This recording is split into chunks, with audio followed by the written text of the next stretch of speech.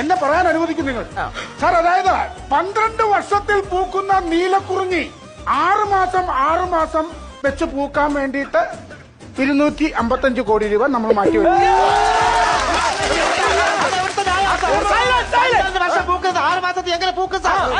അത് ഡബ് ചെയ്യാനുള്ള പരിപാടിയാണ്, ബഡ് ചെയ്യാനുള്ള പരിപാടിയാണ്. അതാണ് മതി. ജനതയ്ക്ക് വേണ്ടത് വികസനങ്ങളാണ്. അതുപോലെ തന്നെ ടൂറിസം മേഖലയ്ക്ക് വേറെ വികസനങ്ങൾ കൊണ്ടുവരുവാൻ നമ്മുടെ ഈ സർക്കാർ അനുവദിച്ചിട്ടുണ്ട്. നമ്മുടെ മൂന്നാറ് തേക്കടി ഭാഗത്ത് മറ്റേ ഐസിനകത്ത് ഇങ്ങനെ ഇറങ്ങിപ്പോകുന്ന ഒരു സാധനം ഉണ്ടല്ലോ, ഇങ്ങനെ മറ്റേ നമ്മളെ ഐസിനകത്തെ ഇങ്ങനെ, ഞാൻ വ്യക്തമാക്കാൻ ഞാൻ തയ്യാറാണ് സാർ. നമ്മൾ ഈ ഐസിന്റെ മേലെ ഇങ്ങനെ പോകത്തില്ല. ഐസ് വണ്ടി അല്ലെന്നേ,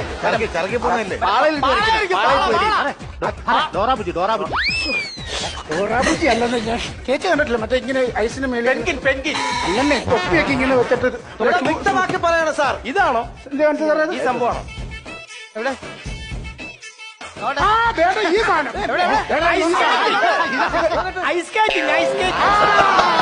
അത് നടപ്പിലാക്കുന്നതിന് വേണ്ടിയിട്ട് 29 കോടി രൂപ മാറ്റി വെച്ചിട്ടുണ്ട്. ശുദ്ധ വിശുദ്ധമാണ് സാർ പറയുന്നത്. നമ്മൾ ഈ കേരളത്തിൽ എവിടെ സാർ ഐസിരിക്കുന്നത്? കേരളത്തിൽ എവിടെയാണ് സാർ? ഞാൻ പറയാം, ഞാൻ ഭരിക്കുന്ന കേരളത്തിൽ ഐസിനെന്ന് പറഞ്ഞാൽ ശുദ്ധ അസംബന്ധമാണ്. നിങ്ങൾ നീണ്ടകരെ ചെന്ന് നോക്ക്.